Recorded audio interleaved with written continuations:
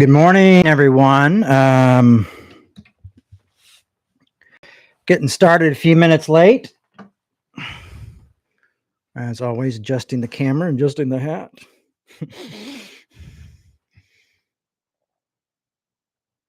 There we go. Hope you're all well. I'm going to just bring this down a little bit. Oh, there we go. All right. Let's get this microphone here. All right, everybody. I'm going to get this thing worked out before I know it. Welcome to Revolution. Wait for a few people to log on here. Oh, there we go. Here we are. Good morning. Good morning. This was the day the Lord has made. I will rejoice and be glad in it. I can't ever get my hat on straight. Looking in the... It's like, where's the camera? There we go. The bend. My son calls this my roof. That I make all my hats look like a roof. He doesn't like the break. Most people find it a little irritating. I don't know why. This hat serves a purpose today, so we'll talk about that. Well, school started, so that's fun. Fun to see that happen. Keeping the kids busy. Kiddos had to put their at their mom's house. We had a kitty. Oh gosh, had to put her down, and she'd been there before the kids were born, Izzy, and it was sad last week. So we had to put the kitty down, the cat, grown cat, probably 15 years old. Yeah. And, we have all the baby pictures with Izzy and stuff. And I remember when I was 16, my cat that I'd had since I was little, dying. It was heavy, but their mom took the kids this morning so I could do the talk, and they're going to go to the Humane Society and look at kitties. So I think that's pretty exciting. We'll have a fun day. Just don't know if I'll be able to get them back. I have to compete with a kitten. That's not easy. Hopefully they find a good one. Yeah. So I'm wearing this hat for a few different reasons. It kind of goes along with the talk today. Also, my ex-wife gave me a bag full of orphan socks. So hopefully I can match all the orphan socks I have here with the socks. We can practice reunion. Grace is reunion. Also, so we'll get to do that. Oh, this hat was in that bag. And I was like, oh, but it's funny. I've got this one guy who always comments on our clips that we put up. And I'll admit, sometimes the clips are a little bit out of the blue. Because I have probably a bit of a different talking style than everybody. I am what I am, and how I work and how I think and how I prepare stuff. But there's this one guy who always like, you make no sense. Why do you call yourself a church? And today he just had a line of question marks. And so I dedicate this to him. Those who are confused by my words. Something really cool is coming up this in Portland. There's this thing called Thunderfest, I believe, or something Thunder. I think it's Thunderfest in Portland, Oregon, which is about 3 hours from me. And the person who runs the festival contacted me and asked me if I would like some tickets. And so I was like, oh, yeah, that sounds interesting. Let me see the lineup. And it's pretty cool because it's Squad 5-0. The Huntingtons are going to be there. Blaster the Rocket Man, who, oh my gosh, it's so funny because I was listening to Blaster the Rocket Man the other day and thinking like, man, I wonder whatever happened to those guys. And I guess they're back playing. So I'm excited about that. No Innocent Victims going to be there, and a couple of those hardcore bands. I was never really into hardcore. There was like a couple hardcore bands I liked, but I'm super, super excited to see the Huntingtons and to see Squad 5-0, man. I haven't seen them. All those guys used to play Revolution, and I just loved it. So it'll just be kind of really cool to see them and reconnect with them. I actually got to sing with the Huntingtons once years ago at a Cornerstone festival. We did a Social Distortion song, which was actually a cover of a Merle Haggard song. But yeah, so that was fun. So I'm excited about that. I don't leave the house very often. So I'm like literally getting in the car, driving down there, staying at a friend's house. And yeah. Oh, hello, Linda and Chuck. Good morning. Um, I'm gonna count I'm gonna evangelically count that as 3. Chuck. Is there a cat? I'm sure there's a cat around, animals. Your angels. We're gonna count your angels. It's a blessing. It's been really cool to see the reaction of the clips, and I want to thank Brian Yarbrough for doing an incredible job of making those clips and getting all those clips out there. And it's been really cool to see people's response to what Revolution is doing in our work again and things like that. So that's really excited. Oh yeah, don't forget to like and subscribe, folks. And if you need an excuse to join YouTube, this is it. Sign up and follow us and turn on your oh gosh, what do they call those? The notifications, because it really helps us and it gets us into the algorithms. And I've been putting those shorts now up on YouTube as well, and YouTube likes those shorts, man. They'll just poof, poof, poof. And my son said the other day one of my shorts came up when he was looking at YouTube. And so that's better than like getting Kirk Cameron coming up and telling you that you're all going to hell. Are you really a Christian? Just my 2 cents. So yeah, please like and subscribe and tell your friends and tell your enemies. Say, just subscribe. You don't have to watch it. Just subscribe. You can listen. Even if you're listening right now and you're like, oh, Jay, I listen on Spotify, or I listen on Apple, or I listen on, whatever the other one. There's another one too. Just go over to your YouTube thing, turn on your YouTube stuff, and then just go to Revolution. Revolution Broadcasting, as we call it here. That's a little fun play off of growing up in television. And give us a like, give us a follow. It really helps. And like some of the clips that gets those moving around. Anyway, so there's the plug for right now. Let's dive in to this thing. I'll post some stuff about that Thunderfest that I'm going to as well. That's going to be in Portland. If you're in Portland, check it out. You can see it's an incredible lineup. I'm just old and have forgotten everybody, but there's really a lot of really cool bands playing there. Not just the Huntingtons and Blaster the Rocket Man and Squad 5-0, but those are the ones I'm most excited about. As actually the lineup kind of reminds me of Tom Fest. I don't know if you guys know what Tom Fest does, but it was a big deal kind of in the late 90s, early 2000s. And it was like, I think the Tom at the Other Music or something, or the Other something, but it was the Other Music Festival. That's what it was, the Other Music Festival, because it was Tom Fest. But it was really cool. It was really laid back. I don't even think they had speakers. I just went and we set up a booth there. I only went 1 year, but it was by far my favorite fest. And this seems to have a similar vibe to that. I liked the other festivals because I got to work, and that's always nice too. I haven't spoken in a fest since I made everybody upset at Wild Goose.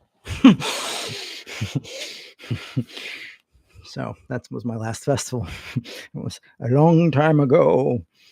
Probably 2010 maybe was my last festival. And I used to spend my summers just going from festival to festival, speaking all those festivals back then. All right, well, let's jump into this thing. We're going to stick with Paul Tillich. And you know what? 2025 might be Revolution's the year of Paul Tillich. But I've been reading, and I thought I had read this book. And I realized that it doesn't appear that often I have many different copies of Tillich books because I will always buy boxes. And when I lived in Brooklyn, the bookstore over there would always just search their inventory.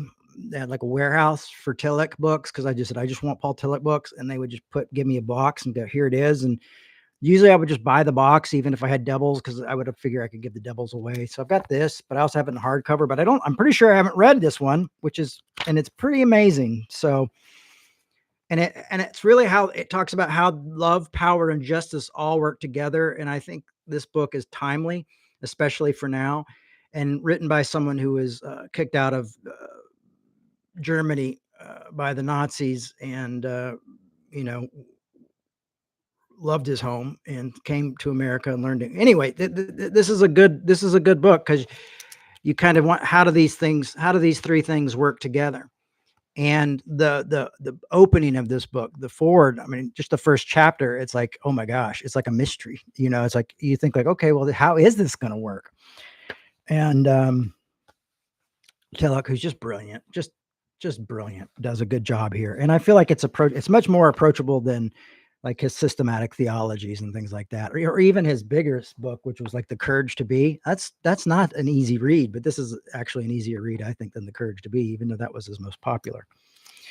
So we're going to talk a little bit more about Tillich today, because I think it hits the nail on the head of where we're at, where we're going, and what we're trying to do. So this is how it starts out. We used to have a sticker and a shirt, some of you will remember, that said "Religion Kills," and we also had buttons that said "Religion Destroys." And then it originally started off with "Legalism Destroys," but then we realized that nobody knew what legalism was, and somebody thought we were talking about like it was like an anti, like, is this like kind of an anti? Is this an anti-drug thing? Like, you don't want you don't want weed to be legalized? It's kind of weird, and it had nothing to do with that. So we decided to go with religion, and that was probably one of the most popular shirts we had. I mean, I remember a lot of atheist folks would buy it because we sold it at Lucky Devil, and they would just black out the Revolution Church on the back. They would just like get their magic markers out and black those out. So yeah, and my tattoo artist friend of mine, Phil, who's not a Christian, but he would wear the shirt often, and people would be like, he said he had a couple times where Christians were like, "Well, I guess you don't like Christians," and he was like, "Well, actually, this is a a church." And my mom actually tattooed Phil once. That was his dream. And so one day I was like, all right, we're going to make this happen. And I brought her in and said, you ready to be tattooed by Tammy Faye? But so, yeah, we had that shirt. And it's funny because, hanging out with philosophers like Peter Rollins, Peter, like, go, well, does religion really, what are you trying to say? He just dissects everything. And sometimes it's a little annoying, but usually he's right. But through reading this Tillich thing, from spending a lot of time in Tillich's work, which is kind of a surprise because usually I only do a little bit of Tillich through the year, but this has just really been the year of Tillich for me. Is that maybe the shirt should have said, instead of religion kills or religion destroys, it should have been more like destroy religion.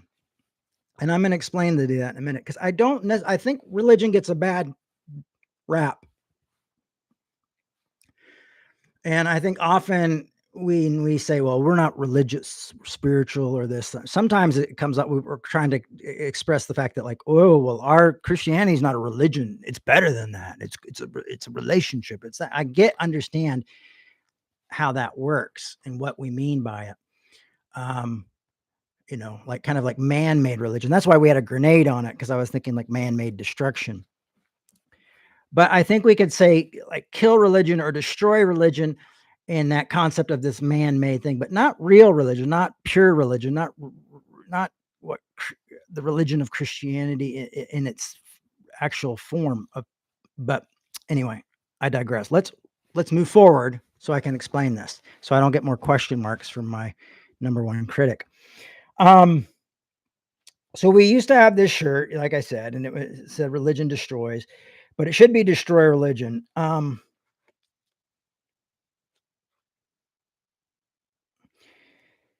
In the way of religion that is what keeps us from grace. A religion that's like says, obey the rules, obey the law. This is the point. I've been having these conversations with this person on Facebook a lot lately. And as I talk about love and I talk about grace, and they keep bringing up truth with the truth. Um, but what they mean by truth is like gay people are bad, and this is right. And you got to talk about sin. I'm like, okay, but you've got to remember that truth without love can be cruelty. It can be arrogance. And then you start to want to ask questions like, well, okay, well, is it over appropriate to lie? And of course, I go, no, it would never, and then you go like, okay, so if you had the Jews were hiding, during Hitler and during the Nazis, would you be like, oh, the Jews are in the basement? I mean, you've got to talk to these people about nuance, and often their nuance isn't really open to that. It's very black and white thinking.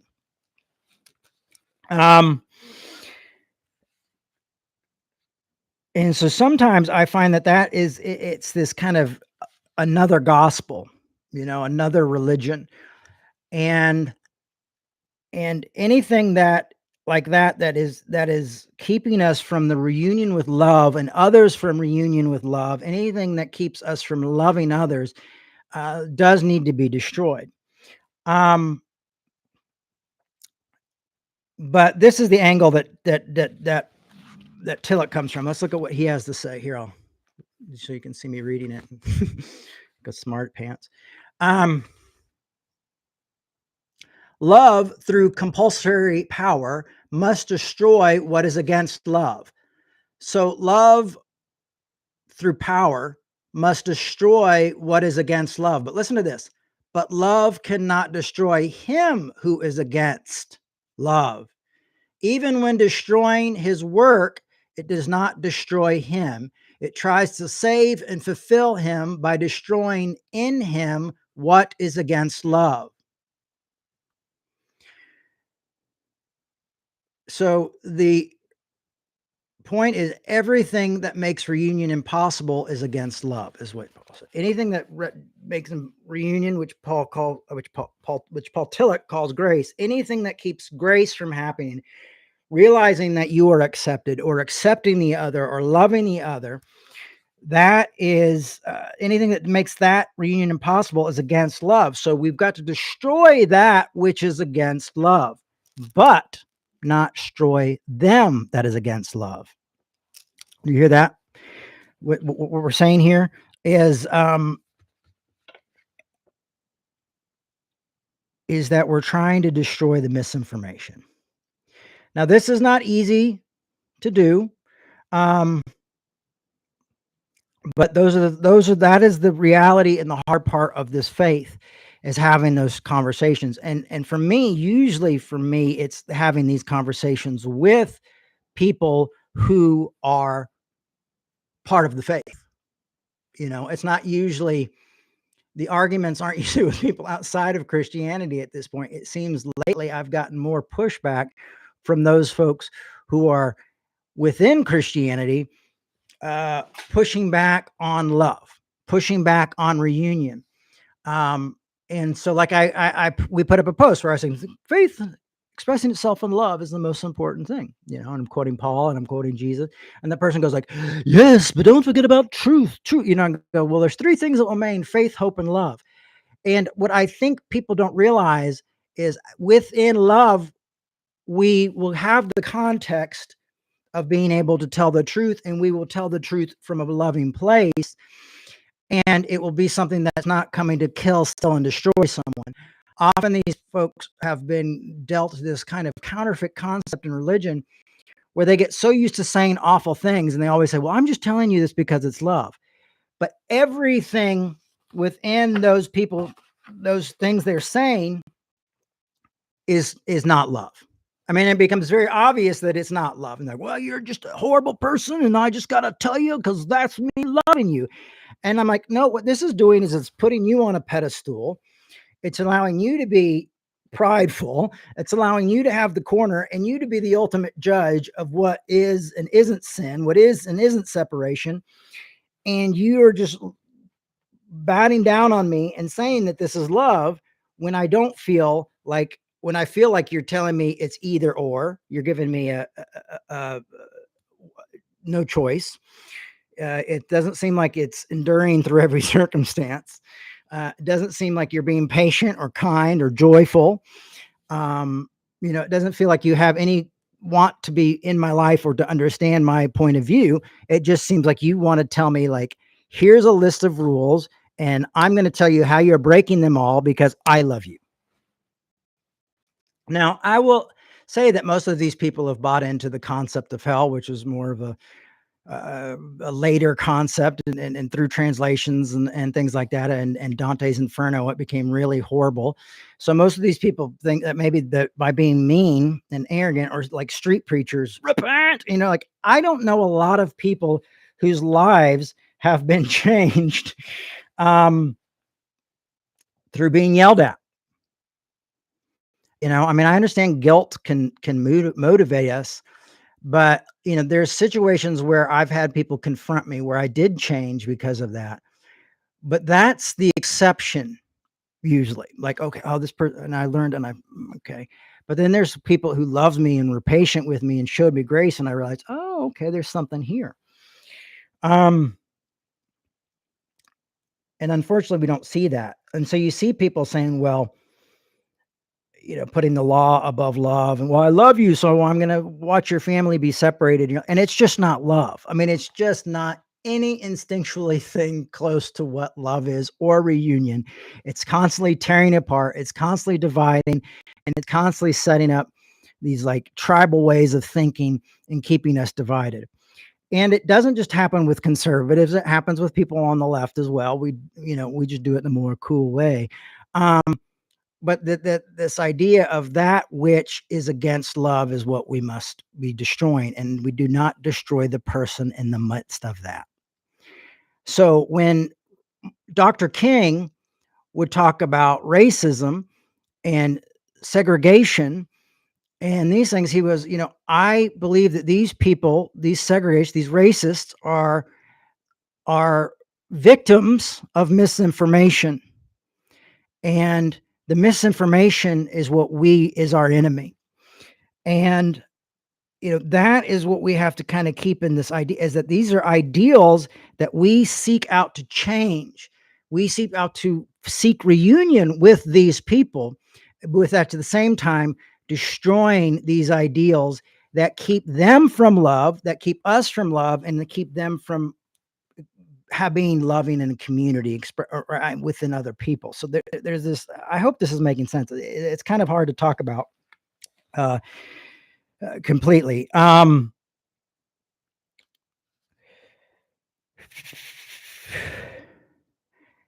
of the things that Tillich also says is that this compulsory element of power is not only strange, but he said it's also the tragic aspect of love, in a way of having to work through this, and so this is where love becomes work. Love becomes something that we have to deal with. Love becomes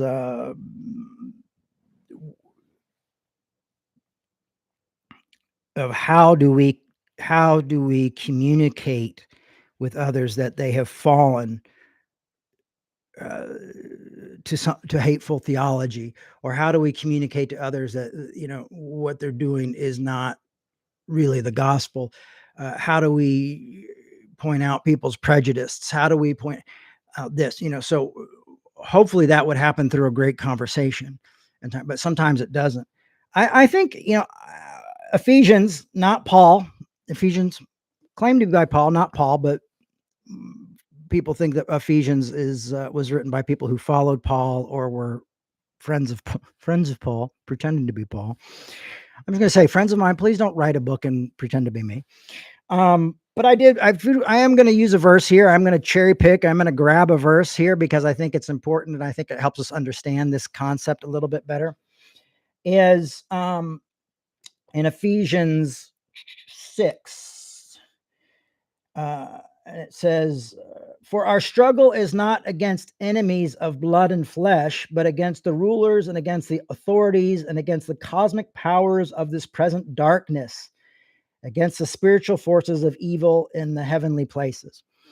Um, Now, I'm not saying that these are spirits, evil spirits, but there's things that are unconscious. There are things that I've learned. There are people who have been told that this is the gospel and it's just unfortunate, but this is it. And this is what you have to do. And you have to be mean to people and you have to exclude people and you have to do this. And they were told that that's the truth their whole life. And they don't even know how to see with a different lens. And what we're trying to do is help remove that lens of legalism and religion and hate and judgmentalism and scapegoating for more of our progressive brothers and sisters, of cancel culture and things like that. Because cancel culture, if you think about it, also destroys the person. It doesn't just destroy the person's deeds or doesn't destroy the person's uh, motivation. It doesn't help change them. It doesn't lead to restoration. It doesn't lead to reunion. It leads to separation, and that is also against love. So it's not something that just happens. It's not just this very easy thing to do. It's a tough thing to do. But I think Paul Tillich is really hitting it right here, and Paul's friends are making it clear that there's something else that we're fighting against, and we've got to keep that in mind. This idealism or this false religion or this legalism or hate or misinformation, as King called it, and it's not the people. So we want to destroy hate. We want to destroy that, but we're not people. We want to reunite with those people. I have this poster in my hallway on the way out, and it's a black hand and a white hand and a handcuff, and it says, "Racism affects both." And that is one of the things that Dr. King saw, is that it doesn't just destroy people, colors lives, but African Americans lives, but it destroys the person doing the hate as well. And so if you listen to by the time I get to Arizona, there by Public Enemy, there's this part in the beginning, and it's supposed to be like a news thing. And then it's like, we're going to, because Arizona didn't want to celebrate Dr. King's holiday. And they said they have a hard time celebrating a black man that tried to teach a white man about how to love and care about other people. But that's part of King's thing, is King was a civil rights leader, fighting for his people's civil rights, but he was also fighting for the life and soul of these white racist people and saying, we've got to set them free from this. We don't need to destroy them. We need to destroy racism, not the racist. We need to set them free from the racism. And so that's what revolution, for me in a nutshell, has always been about, is not destroying the legalist, not destroying the person, but destroying the theology, the bad theology, the hate, those principles. There's got to be a better word for it. I'm sure somebody here listening might have a better word for it. You can share it with me. I have ADHD, so words just go poof, especially when I need them.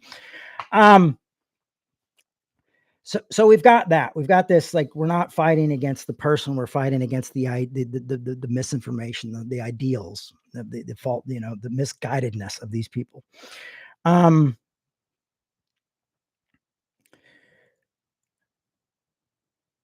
So again, we destroy what is against love, but not him who is against, or her who is against love. And this is always a risk. It's always tough. This is, I have very difficult discussions with people about this quite often. And often I will have very kind, compassionate people send me direct messages and say, hey, sometimes you got to know when to stop, even Pete has said, man, I feel like you often worry so much about things that you'll never be able to control. Things that aren't, you're not going to be able to change that many people, or you're not going to control that, and you got to take care of yourself, otherwise you're going to, have a nervous breakdown. And I think of Peter, turning over to First Peter. Oh,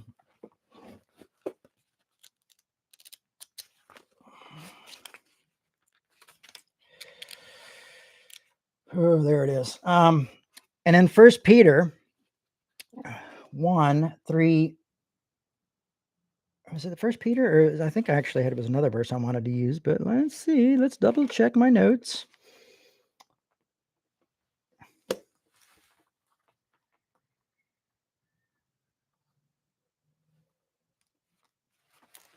$3.15. Where did you go? Oh, okay. Well, that's the verse I wanted to use is from Matthew, and I didn't write it down, but I know it. And it says, be careful not to give your, do not throw your pearls before swine. And what this means is you can pour your heart out, pour your work out, and there are certain people who are just going to destroy it. There are certain people who are just going to stamp on this stuff and continue to push back and tear you apart. There have been people have reached out to me and said, Jay, you just got to block this person. Maybe they're not mentally well. They're just coming really after you really hard. It's affecting how other people are dealing with this stuff. And so you have to go, okay, maybe a temporary block, maybe a full block. I don't know. But there's times where we have to be careful, because when you're trying to change people's hearts, when you're trying to say, hey, listen, some of the stuff that you believe is really harmful. It's really tearing people's lives. And you've been told that this is good. You've been told that this is the gospel. And it's not the gospel. It's a false gospel. I mean, most people's first reaction isn't like, oh, thank you for clearing that up for me, because I have people say similar things to me.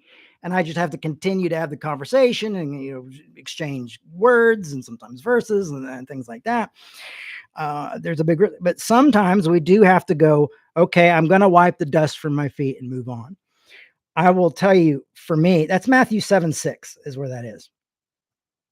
And for me, and for my mother as well, this was like something we struggle with, because I think we were raised in the way of just never giving up on people, never losing faith in people, always having some sort of hope that reunion is possible, that person will accept that they're accepted. I mean, when my mom, she never met an enemy.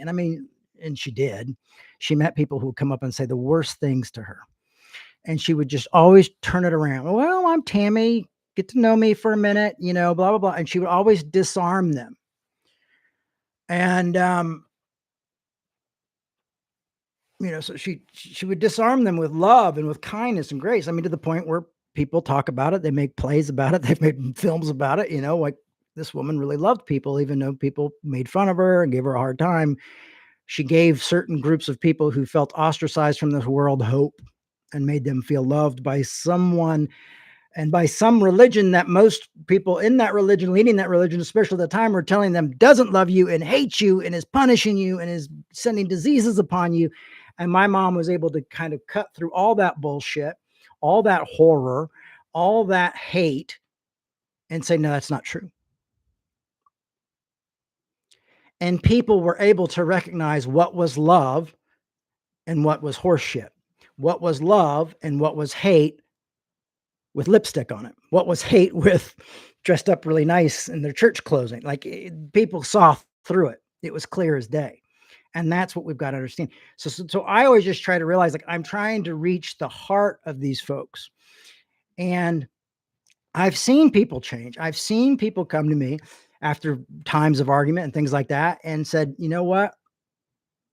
It's starting to make sense. And the same thing that keeps the racist in prison as it does the one who's being discriminated against. Both it kind of, I'm finding a release here, but it's difficult work.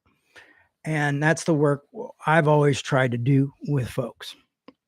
And I'm grateful that we have people like Dan McClellan, because I just saw a video that he posted that was really great of with biblical scholarship and pointing out just how a lot of these people have, are justifying putting the law above love. somehow with the Bible, and it is just not the Bible. It's just not Christianity. It is completely something else that's morphed into some sort of having your will. Honestly, I think it's sin because it is separation, and it completely separates us from loving and restoring one another, and it allows us to scapegoat certain groups. And to me, that's when the sin hits in there, is when we're cutting these people completely off. And when we start to wink at things like what's happening to our brothers and sisters all over the country right now, who are being taken by ICE and things like that. And you see Christians, well, let me tell you why that's, we're going, aren't we supposed to love the least of these? And then all of a sudden they're like, well, let me tell you why no, we're actually not supposed to love them, and you go, oh, okay, this, now we're outside of this. Now it's something completely different, but you're using verses and you're saying context, they get contextual, and they always get mad at me when I go to context. And then they all of a sudden they're like, well, the context says, and it's okay to tear families apart as long as it's America doing it. It makes no sense. And I think we have to call this stuff out, but there's always a risk. There's always a risk here that it's going to come back, that it's going to hurt you, that these people are going to fight back, that you're going to have to block a person, that it can get nasty and dirty and painful, and that you won't be able to break that hate. You might just be someone planting a seed, and down the road, it happens. You might have said something that needs to haunt that person for a couple years, not just a couple days. I mean, I can remember when I came out as an affirming pastor, I think in like 2005, 6, somewhere around that time, a lot of pastors who are affirming now weren't, and still weren't willing to come out for years. And I remember it cost Revolution everything. And it was really tough, and it was a big price, and Revolution never came back. I've not made a living at doing Revolution probably since then. I mean, a little bit in New York, we were able to do it because New York was more progressive. But really since then, Revolution hasn't been able to afford staff. We haven't been able to I haven't been able to get full paychecks. I've had to work a lot of part-time jobs. So there is a risk when you're trying to undo and that which is against love and that which is against reunion. There is a risk of being a little bit ahead of the curve. There is a risk that you will be cut out. The one thing that I think is interesting, though, is that often when people have such a huge reaction and they've really put up a wall, you would think, well, they're never going to change. And but what I've seen is that usually that wall is just slowly coming apart, and down the road they start to see things differently. Some of my friends, like we've talked about before, who've left Christianity and left the faith completely, have become more Christ-like and more loving than than they ever were as followers of Christ, because for them it was so intertwined that Christianity and judgment and hate and legalism were so intertwined that they just couldn't pull them apart. So in order to find Christ, they even had to leave Christ. And I know that sounds crazy and sounds strange, but if you see love in their life, if you see reunion of love in their life, you're seeing God, you're seeing Christ, that you're seeing fruits of the Spirit there. And more so than, a lot of people who claim to be the greatest Christians in the world and make their life living and have mega churches. You know what I mean? It's wild.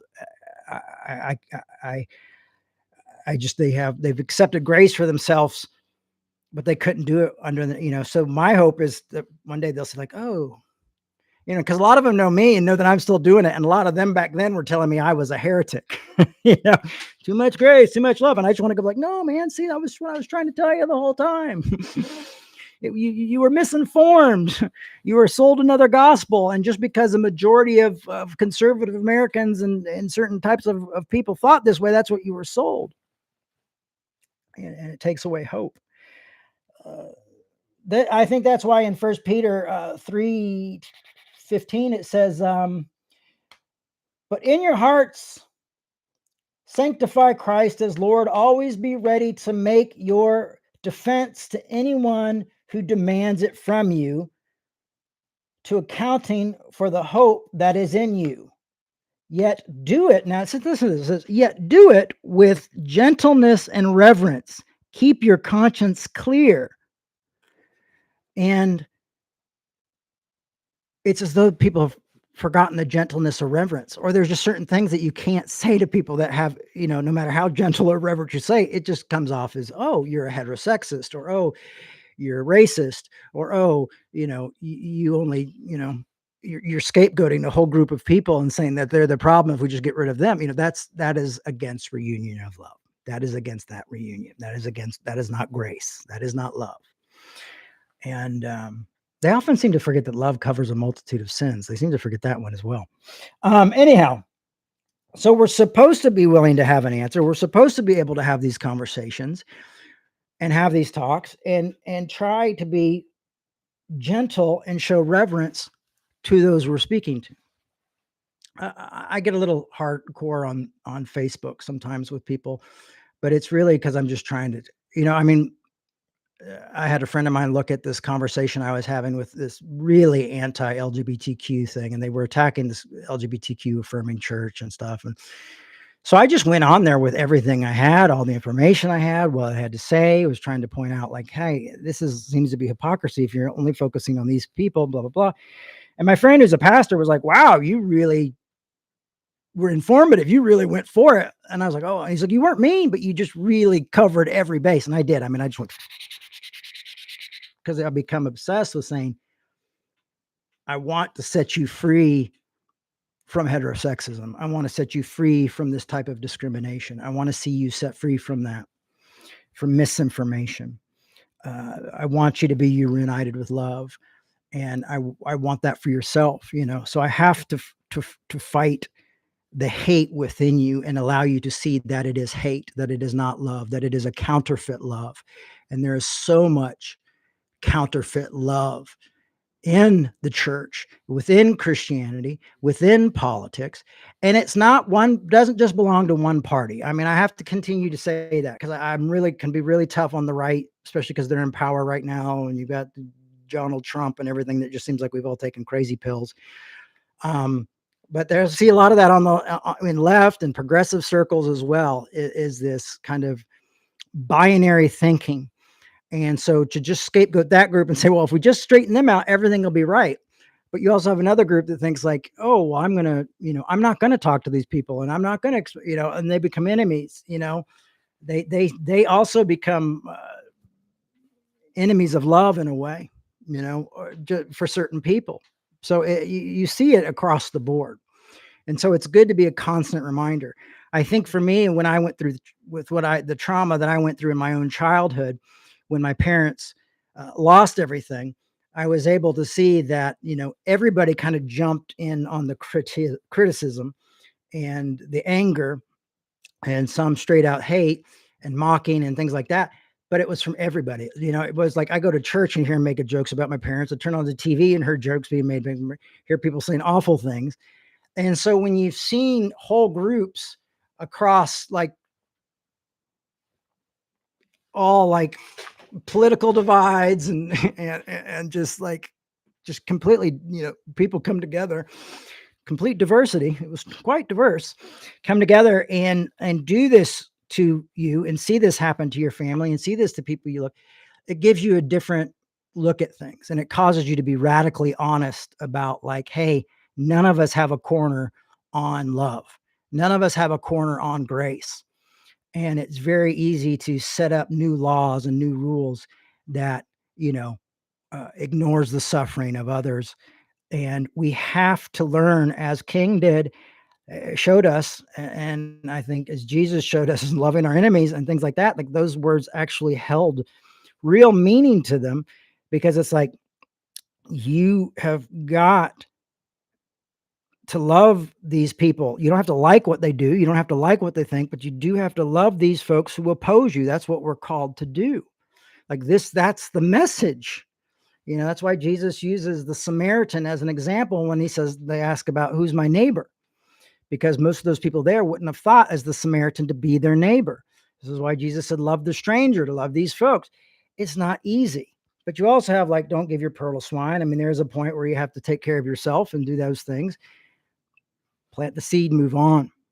Not easy for me. Like I said, that's when I have a real hard time. I like to really try to dismantle uh, misinformation or even heresy, if you want to call it that. I've been called a heretic so much that I don't even think about that word anymore. But yes, it comes at a risk.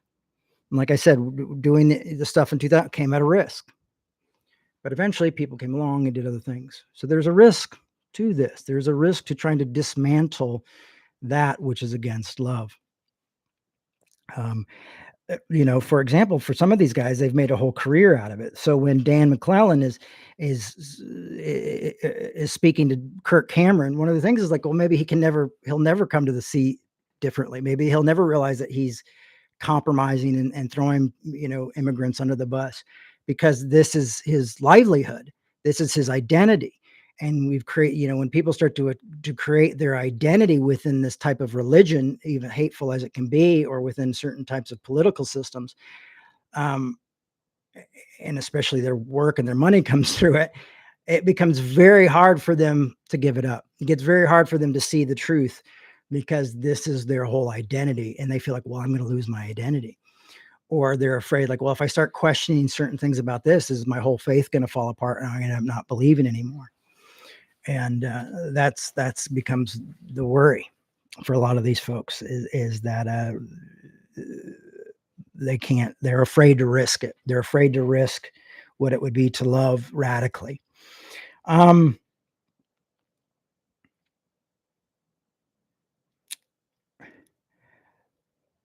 So I think we're going to make a sticker eventually that says, destroy hate, not people.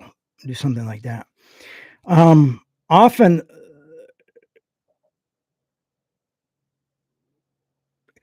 and this is another thing that we have to look at, is often for King, he said one of the biggest problems and enemies for him was those who were kind of in the middle and just said, wait, let's just wait on this. It's causing too much trouble. There's too much risk involved. People afraid to risk who are in the middle. People, oh, well, we shouldn't mix religion and politics. I'm like, if it's about people and about loving people and helping people live a good life and feel loved and not be tortured and not have their families and their lives torn apart, then we have to act now. So often, and that might be a good place to start, is with this kind of like the people who are just like, well, I don't have time to worry about this. Those people, maybe you should wait. Maybe this isn't the time to push it. I felt like I got a lot of that when I was really critical of Vice President Harris's support of Israel, and speaking out against that. And I said, I don't feel like this is love, and a lot of you are like, I don't think it's time to say this right now. What happens if, the other guy wins? And he did win. And now we have to live in that reality. But the fact is it's never a convenient time to speak against the oppressor. And especially if the oppressor is someone that you identify with. So especially if the oppressor is someone who makes your life more comfortable, and you're going like, well, he's not oppressing me. They're not oppressing my people, my group, or my identity. This one will keep my identity safe, even though they're bombing people overseas. So, I'll just go with, my people being safe. And that's where I worry about that identity politics. That's where I worry about this kind of tribalism, and even communities will go, well, our community will be safe, so fuck them, I mean, that's how it comes across, and Jesus came to change that. Jesus said, no, we're going to worry about the stranger. We're going to worry about the other. We're going to love our enemies. We're going to love people we don't know, and the great, the great biblical scholar, one of our great biblical scholars, oh gosh, what's his name? Bart Ehrman, said that was one of the things of Jesus's message that was really different and unique. Like a lot of Jesus's message on morality was, something a lot of people had heard before. But what really made Jesus' message of morality important was that it was for the enemy, that it was for the other, for it was for uh, the foreigner and the things like that. And was because the question was asked, somebody asked him, was Christianity, did it really ever help? Did it do anything to help the world? Did it do anything to help, change the world? And he said this particularly did. He goes, when I see, and this guy's not a Christian, and he doesn't believe in Jesus at all, and he's a biblical scholar. But he goes, when I see like these music festivals and things like support, we're going to raise money for this country, or we're going to raise money for this thing, he goes, is that is what Christ's brought to the table. He said, just before that, people didn't think about people in other countries or even in towns over. He goes, Jesus really brought that to light. And he goes, I think that's something that Christianity brought positively to this world. This concept of loving your enemies and this type of thing, and loving the stranger.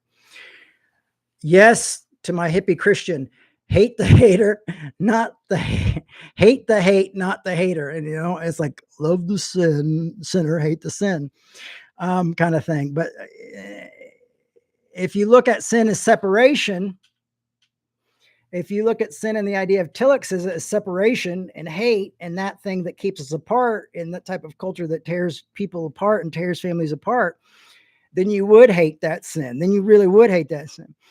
And you would want to love the sinner. Okay. So that would make sense, actually. The problem is a lot of people and human beings get those so confused that they end up just hating the person. But the fact is we can often read that and see that it doesn't take a scholar to realize, like, oh, you get a certain pleasure out of telling me how bad I am. I think a lot of us can and realize that. Let me try to wrap this up because we're at the end of the hour.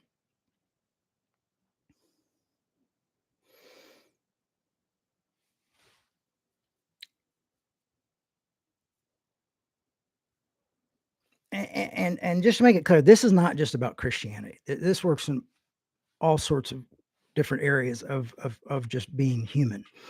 But it is what Jesus said was the most important. It is what in Corinthians 13 of three things will remain: faith, hope, and love. And the greatest of these is love.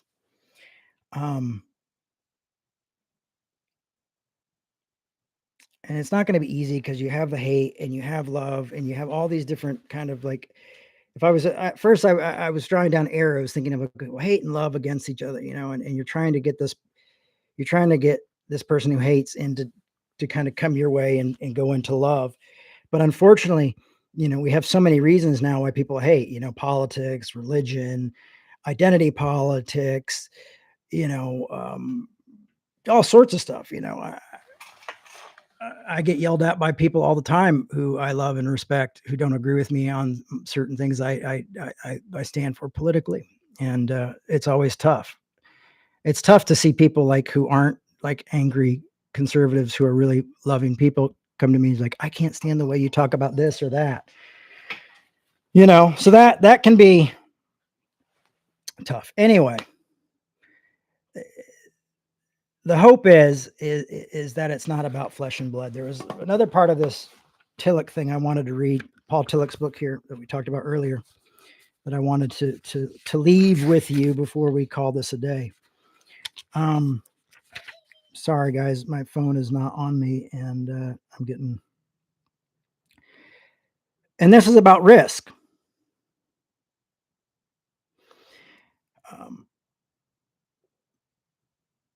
He says it about justice. It must be able to give a form to the encounter of being with being. The problem of justice in encounter is given with the fact that it is impossible to say before the encounter happens how the power relation will be within the encounter. And when Tillich talks about the power, he's literally talking two humans having a conversation. He's talking about two people facing one another. He's the power of life towards life is what Tillich is talking about here. So the problem of justice encounter is given with the fact that it is impossible to say before the encounter happens how the power relation will be within the encounter. Many possibilities are given in every moment. Each of these possibilities demand a special form, right? Like how are we going to move? How are we going to bob and move? How are we going to react? A wrong, unjust power relation may destroy life. I want you to listen to that. That's I think the valuable lesson here is a wrong, unjust power relation may destroy life. And every act of justice, daring is necessary. Taking a chance, taking a risk, daring. Daring is necessary, and a risk is unavoidable. There are no principles which could be applied mechanically and which would guarantee that justice is done. Nevertheless, there are principles of justice expressing the form of being in its universal and unchanging character. So nothing guarantees justice, yet we still work towards it. We work to dismantle hate. We work to dismantle unjust thinking and misinformation and not destroy that person. And you never know what's going to come from that. And that's just the hard reality. And that's why it's progress, not perfection. And that's why I can't say, well, here's my book on how to do it, because everybody's different. I mean, I can give you ideas and ways to react and to talk to people. But it's good to have that type of discernment of what type of folks you're going to have a conversation with and a tough argument with, and how we can change this. I feel like today wasn't completely clear as I wanted it to be, but it's a work in progress. And honestly, I was really thinking about another talk that I was working that got me to jump into this book. And this is the talk that came out of it. It's the other talk is still there and it's still going to happen. Might be next week, might be the following, who knows? About what love really is expressed through our lives. But this I felt was vitally important, is to remind ourselves is that we are here to destroy systems that are unjust. We are here to destroy discrimination, but not the discriminator. We are here to destroy racism, but not the racist. What we're hoping is for those people a reunion and a forgiveness and a repentance and a restoration. And that's restoration for all, not just some. There is no cancel. The end is death, as far as we know. And hopefully we don't have it. And that's why I always have a hard time celebrating people who die, especially when they die being very hateful. It was that they were never being able to be reached. Anyhow, thanks for everybody for listening. Maybe I'll clean up this talk and give it at a later date too, and it'll be a little bit more poignant if I have a little bit more to say about it. But right now, I hope that gets you in the right place, and it's valuable, because what we're trying to do is teach people how to love. And not only others, but to love themselves and accept themselves as they are, not as they think they should be, or not as they think others should be. And we're how do we dismantle that? Deconstruction. A lot of people now talk about deconstruction with the Bible and with their faith, but what we're trying to do is, if we really grasp our faith, we're trying to deconstruct the hate. We're trying to deconstruct a lack of love out there today, and really expose counterfeit love. That I think that's important. This counterfeit love that really is hate and hostile towards the other and destroys the other and has zero fruit to it. And we really have to expose that in a way that is also compassionate and shows compassion and reverence as we do it, where we don't go in and completely destroy the whole person.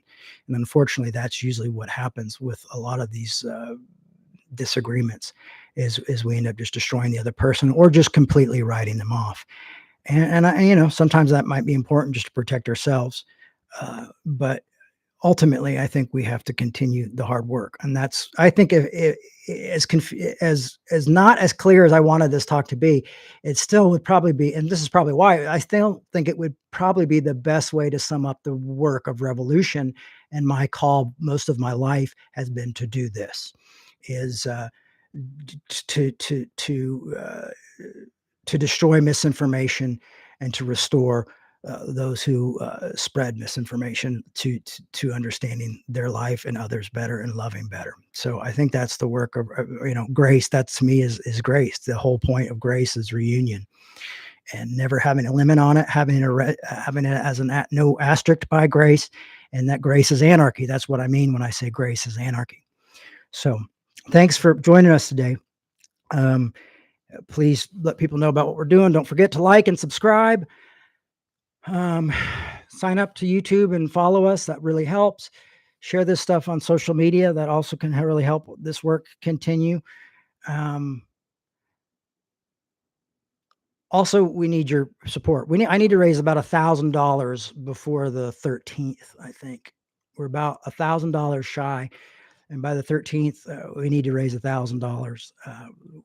This is the constant struggle that I can't stand. But putting these clips up, trying to do better material, trying to just wanting to do more, but not being able to. We're doing our best. Revolution's doing its best. It's been here for 30 years. And like I said, I have a compulsion to do this work. But in order for this to happen, we really do need your support. And I know there's not a whole lot of you there, but I know there's a lot of people listening online and listening on the podcast and things like that. We really do need your support. And hopefully we can raise about $1,000 within the next 5 days. My dad used to raise $1 million every 2 days. I have maybe I should become prosperity preacher. You wonder why they become prosperity preachers, because they like paying bills, I guess.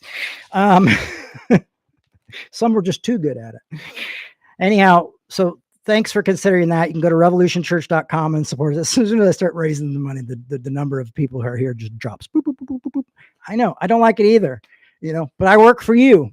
You're my employer. And you make revolution happen. You make it possible.